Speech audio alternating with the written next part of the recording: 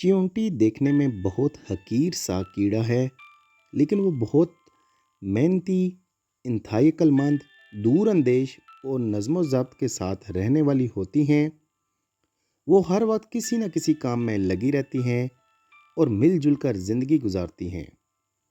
ہمارے ہاں کئی قسم کی چیونٹیاں پائی جاتی ہیں، جن میں سیاہ، سرخ اور بھوری چیونٹیاں مشہور ہیں۔ سیاہ چیونٹیاں ہمارے گھروں کے کیڑے مکوڑوں اور گری ہوئی کھانے کی چیزوں کو اٹھا کر اب ہمارے گھر کو صاف کرتی ہیں، لیکن وہ ہر جگہ پہنچ کر دشواری بھی پیدا کرتی ہیں۔ اس کے علاوہ بھوری چیونٹیاں نقصان دہ ہوتی ہیں۔ یہ درختوں کے پتوں کو اپنے لعاب کے گوند سے جوڑ کر گھر بناتی ہیں۔ سرخ چیونٹیوں کے کاٹنے سے بہت زیادہ تکلیف ہوتی ہے۔ دوستو، چیونٹیوں کی اپنی بھی بستیاں ہوتی ہیں۔ ایک بستی میں ایک رانی ہوتی ہے جو صرف انڈے دیتی ہے۔ مختلف چیونٹیاں مختلف کام کرتی ہیں، مثلا سپاہی چیونٹیاں سپہ سالار چیونٹیاں لڑائی کرتی ہیں۔ معمار چیونٹیاں دوسروں کے لیے کئی منزلہ گھر بناتی ہیں۔ معالج چیونٹیاں بیماروں کا علاج کرتی ہیں۔ اس کے علاوہ مزدور چیونٹیاں اپنی بساط سے کئی گنا بڑھ کر ہر چیز کو اپنے پاس لے کے آتی ہیں۔ یہ غلہ بھی جمع کرتی ہیں۔ جب کبھی کھیت پک جاتے ہیں تو اپنا اناج اکٹھا کرنا شروع کر دیتی ہیں اور مشکل وقت کے لیے بہت سارا سامان بھی اکٹھا کرتی ہیں۔ انہیں طوفانوں اور بارشوں وغیرہ کا پہلے سے علم ہو جاتا ہے اور آپس میں ایک دوسرے کو خوب پہچانتی ہیں۔ راستے میں رک کر ایک دوسرے سے گلے ملتی ہیں اور حال احوال پوچھتی ہیں۔ اس طرح ہمیں معلوم ہوتا ہے کہ چیونٹیاں کس قدر محنتی، جفاکش اور دوربین ہوتی ہیں اور کبھی کسی کام کو ادھورا نہیں چھوڑتی، بڑے سے بڑے کام کو دھیرے دھیرے ختم کر دیتی ہیں۔ دوستو، چیونٹی کے بارے میں مولا علی کا ایک خطبہ ہے۔ ایک شخص نے پوچھا، مولا چیونٹی کے بارے میں بتائیں، تو مولا علی نے پورا خطبہ دیا کہ دیکھو، ان کا گھر 3 منزلوں پہ مشتمل ہوتا ہے۔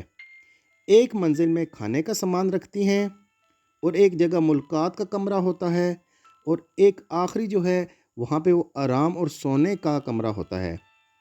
یہ برسات سے پہلے اپنے کھانے کا سامان جمع کر لیتی ہیں۔ مزدور جاتے ہیں، سامان لاتے ہیں۔ ان کے یہاں شفا خانے بھی ہوتے ہیں۔ اگر کوئی چیونٹی زخمی ہو جائے تو پراپر اس کا علاج بھی ہوتا ہے۔ اور وہ اتنا عقل مند کیڑا ہے، جب دھنیا کا بیج گھر میں لاتی ہیں تو پہلے اس کے 4 ٹکڑے کرتی ہیں، پھر ایک ٹکڑا گھر میں لے جاتی ہیں۔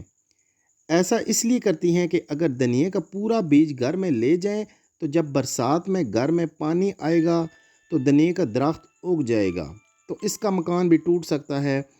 اگر دھنیا کے بیج کو توڑ دیا جائے تو پھر درخت نہیں لگ سکتا۔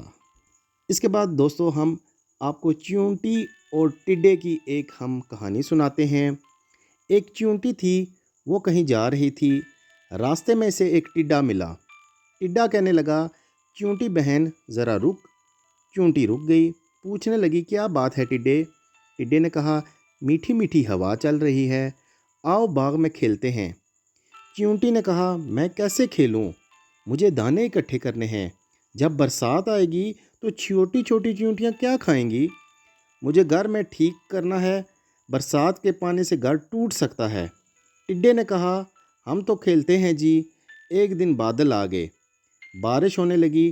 ٹڈا بھیگتا ہوا آیا، چیونٹی کا دروازہ کھٹکھٹانے لگا، چیونٹی بہن، مجھے بھی اپنے گھر میں سے تھوڑی سی جگہ دے دو، میں بری طرح بھیگ گیا ہوں۔ جب تک بارش ہے تب تک میں آپ کے پاس رہوں گا، پھر چلا جاؤں گا۔ چیونٹی بولی، بھائی ٹڈے، تم نے سارا سال کام کیا ہے؟ تم نے اپنا گھر کوئی صحیح کیا ہے؟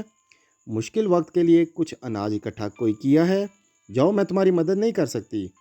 جو سستی کرے گا اس کی یہی سزا ہوگی۔ ٹڈا گڑ گڑایا، چیونٹی بہن، اس بار معاف کر دو، آگے سے محنت کیا کروں گا۔ چیونٹی نے ٹڈے کو چاول کے کچھ دانے دیے، کہنے لگی، لو کھا لو، لیکن میرے گھر میں تمہارے لیے کوئی جگہ نہیں۔ ٹڈا روتی شکل لے کے چلا گیا۔ اس کے بعد آخر میں دوستو آپ کو چیونٹی کی ایک حیرت انگیز موت کا واقعہ بھی سنا کے چلتے ہیں۔ شہد کا ایک قطرہ زمین پہ گرا ہوا تھا۔ ایک چھوٹی سی چونٹی آئی اور اس نے اس شہد کے قطرے سے تھوڑا سا چکھ لیا۔ اسے بڑا مزہ آیا۔ اسے کام سے جانا تھا، تو جب وہ جانے لگی تو اسے شہد کا مزہ اس کے منہ میں پانی سے بھر گیا۔ اس کا منہ پھر سے اس شہد کو کھانے کے لیے ترس رہا تھا اور یہ کہہ رہی تھی کیا زبردست اور مزیدار شہد ہے، کتنا میٹھا، آج تک ایسا شہد میں نے کبھی نہیں کھایا۔ وہ دوبارہ لوٹی اور شہد میں سے تھوڑا سا دوبارہ چکھ لیا۔ اس نے دوبارہ جانے کا عزم کیا، مگر اس نے محسوس کیا کہ تھوڑا سا شہد کھانا چاہیے، کیونکہ یہ جو شہد کھایا ہے یہ بہت کم ہے۔ وہ رکی اور اس مرتبہ کھانے کے بجائے شہد پر گر پڑی تاکہ وہ کم سے کم وقت میں زیادہ سے زیادہ لذت حاصل کر سکے۔ چونٹی شہد میں غوطہ زن ہو گئی اور لطف اندوز ہونے لگی، مگر افسوس کہ وہ شہد سے باہر نہ نکل سکی۔